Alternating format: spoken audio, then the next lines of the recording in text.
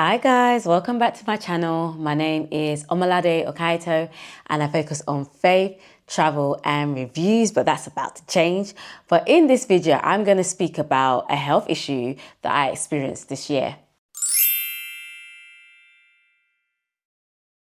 Right, so I do have my notes just to help me because a lot has happened this year already, and I just definitely want to share and hopefully it will help anyone that needs this video. Okay, so I decided to go for a scan and I honestly just thought it was going to be a normal scan. My results are going to be okay. Nothing is wrong with me, sort of thing. Only to find out that through the scan, it was identified that I had something in my body. And I was like, huh?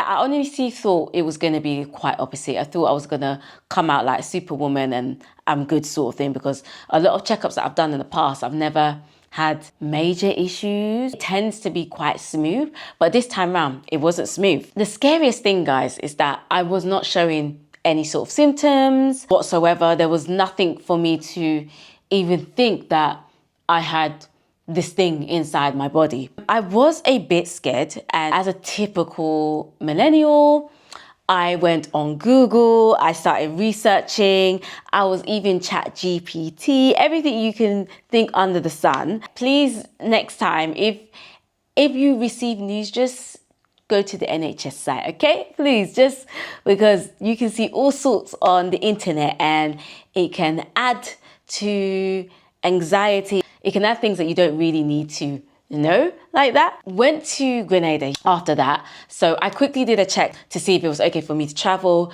And they did mention it was okay for me to travel, but there are one or two things that I just need to consider. I went to Grenada. I was like, okay, I'm going to try and do the holistic route sort of thing. So I started going up and down, even though it may look like I was having a good time. And I did have a good time in Grenada, but at the same time, I was also sort of, I don't want to say fighting for my life, but trying to avoid a particular route that I really didn't want to go. And so I was going up and down searching for a herbalist. And before you get scared, it's not that type of herbalist. I was going up and down searching for a herbalist and I was getting loads of recommendations. And I did come across a really, really good herbalist who gave me some advice and who also gave me some herbs for me to take back to the UK, and then told me about certain vitamins that I can take as well when I get back to the UK. So during my trip in Grenada, I had an appointment with a doctor. They were not going to change my appointment, right? And I remember the appointment that I had with the doctor, I was wrongly advised, and which added quite a lot of stress to me because I was now running with that advice that the doctor gave me because it's a doctor, right? So I'm just like, okay. I was running in fear, I would definitely say that. I was definitely trying to avoid the surgery route due to the advice the doctor gave me. And that hence why I was trying to go through the herbalist route, right? Trying to go through the holistic route. I'm very for the holistic approaches at the same time as well. Got back to the UK, I had to obviously get in contact with my GP. I'm trying to remember if I got in contact with my GP before or after. Let's just say I got in contact with my GP and my GP told me that it's going to take about 6 weeks to see a specialist with my local hospital. So I was like, okay, fine. You know, I know NHS is swamped, they're busy, fine. So I also have private health insurance as well. However, the private health insurance route also depended on my GP to sign a letter to see if I had like symptoms before. My GP was like, okay, that's fine, but that's going to take an appointment for them to sign that letter. So again, that was also another delay.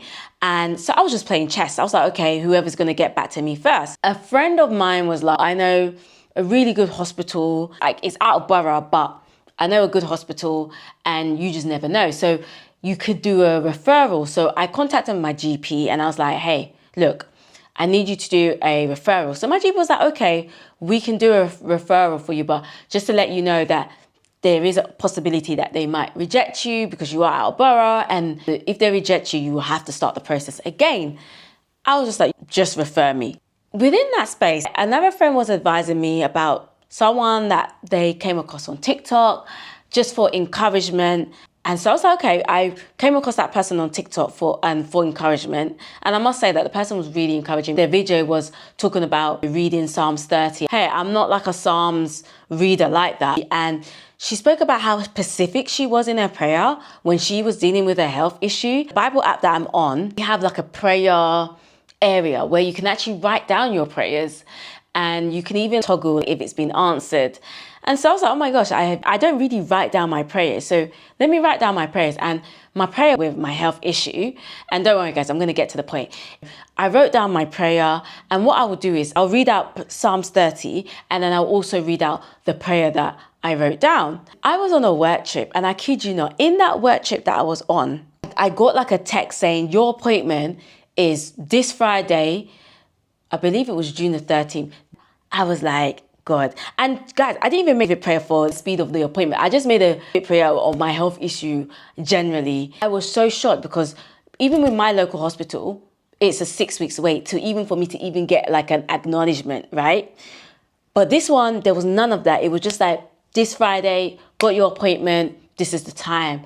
And I was so happy. I was like, God, like, is this you? How can you speed up this process? Things like this just don't happen. I went for my appointment. I was shaking. I was nervous. And just to go back a track, yeah, I remember having a conversation with my mom. And I was like telling my mom, mommy, I'm all about the holistic route. She's really into holistic approaches as well. But she was just like, Molade, please, I think I'm going to advise you to go through the surgery route. I was like, okay, mommy, I think I agree. And even the herbs that I was given when I came back to the UK, I didn't take it.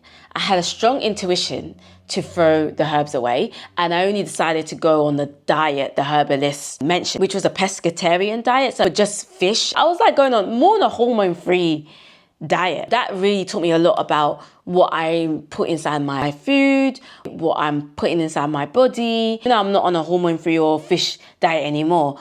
I'm a bit more conscious about my diet choices. Right, so let me go back to when I was at the hospital. I remember the nurse was like, you need to go to the toilet, you need to pee, blah, blah, blah. I was like, oh, okay. So I did all of that. And I remember praying in the toilet.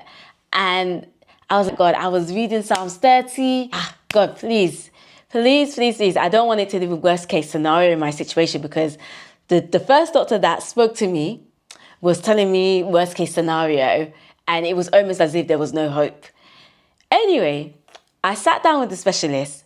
The specialist looked at all my scans, right? Because just to cut a long story short, my scan, I went privately with my scan. I'm sure that was sent to my GP, and then my GP sent it to the specialist. So the specialist had all the scans there, and the specialist was like, oh, okay, I see that you have this inside of you. Just to let you know, it is not cancerous. I was like, God.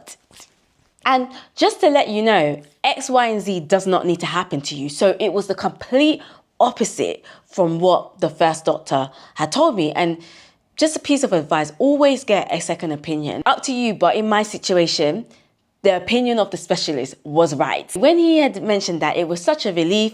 And then he did a secondary scan on me and was like, this is all good. You're going to go through a surgery, and this is how the surgery is going to go. The way he explained it, it was just so assuring. I'm so glad that I'm going through the surgery route. I felt like I was in good hands.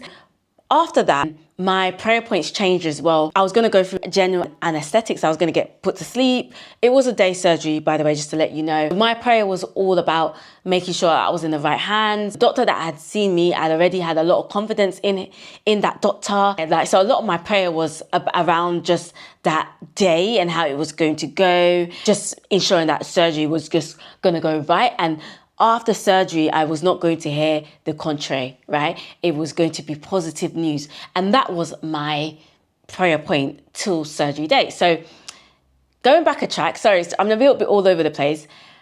I remember that the doctor was like, okay, so when do you want your appointment? I said, me, I get to pick my appointment. I was like, no, I said, God. And he said, yeah, oh, I have a cancellation. I have this date. It can be in the next 3 weeks. I grabbed that date. And again, like I mentioned, my prayer point was all the way till that date. So not many people knew around me. When you're running on flight mode, because I found out this news in May, and by the time this video comes out, because I'm always late in releasing my videos, it might be a bit later. But I found out about my news in May, around towards the ending of May. Then I went to Grenada in June and then got back. And then I had to do the whole trying to get some sort of appointment. Obviously, surgery happened around early July. So you can see it was just quite quick. Those who knew, if that makes sense. That's all I can say.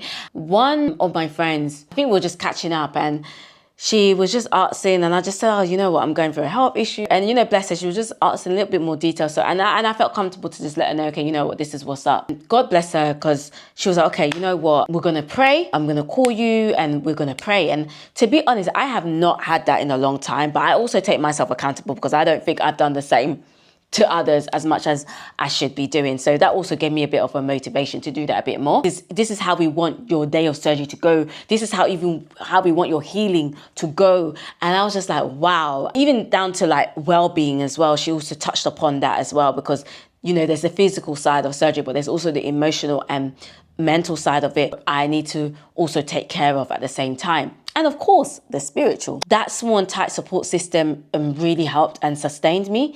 And I just want to say thank you. Day of surgery, yeah. I remember that day, and I was the morning slot, right? 7:30 in the morning. And these times, I live far. I live like the opposite side. I made my way to the appointment. And I remember my mom calling me at 7:25 because I was running late. And my mom called me at 7:25, just wishing me all the best for my surgery. Mummy, it's at 7:30. She's like, okay. What are they? I was like, Mummy, are they going to turn me away? You know, everyone was like, how can they turn you away? They cannot turn you away. But anyway, I was about 15 minutes late. But I went like late. Like, they tell you 7:30, but it doesn't mean that your surgery is going to be at 7:30.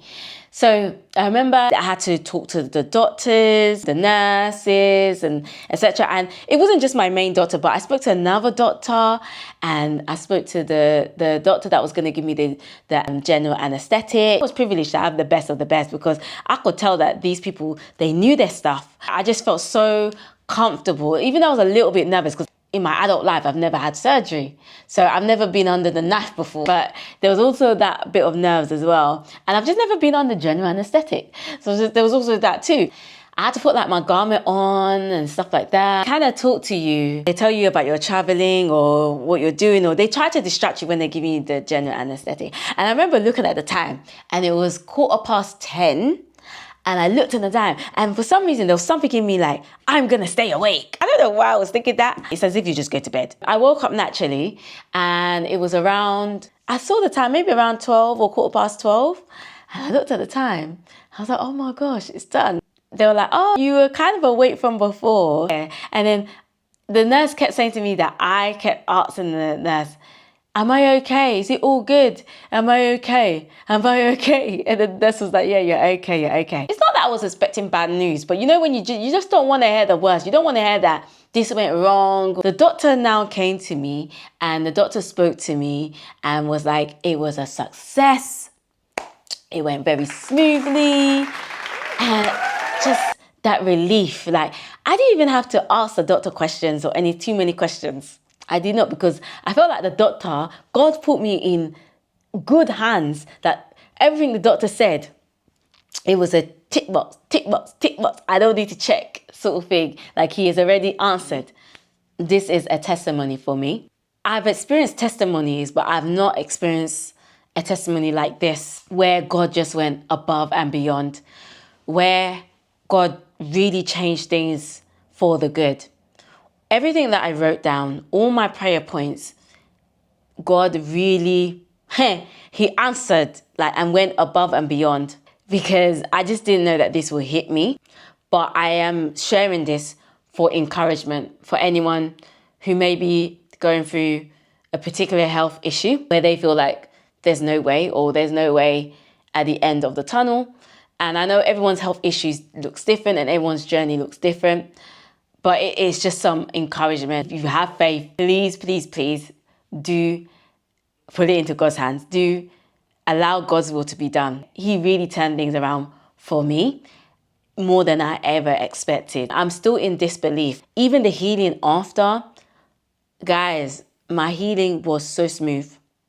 Even though I was a bit slow, I was limited, I couldn't do much, even within that, it was so smooth. And I remember praying about my healing, how I wanted healing to look like for me. And I know healing looks different for everybody. Everyone's body is different. Everyone's body reacts differently.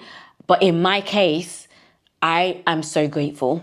I do remember my sister witnessing, and she was like, I could see that, you were slow, you were in pain, but I could see. But even within that, God still pulled through with my healing. Also grateful for the support that I had after, because I started to tell a lot more people after my surgery was done, because I guess I had the mental capacity to do so.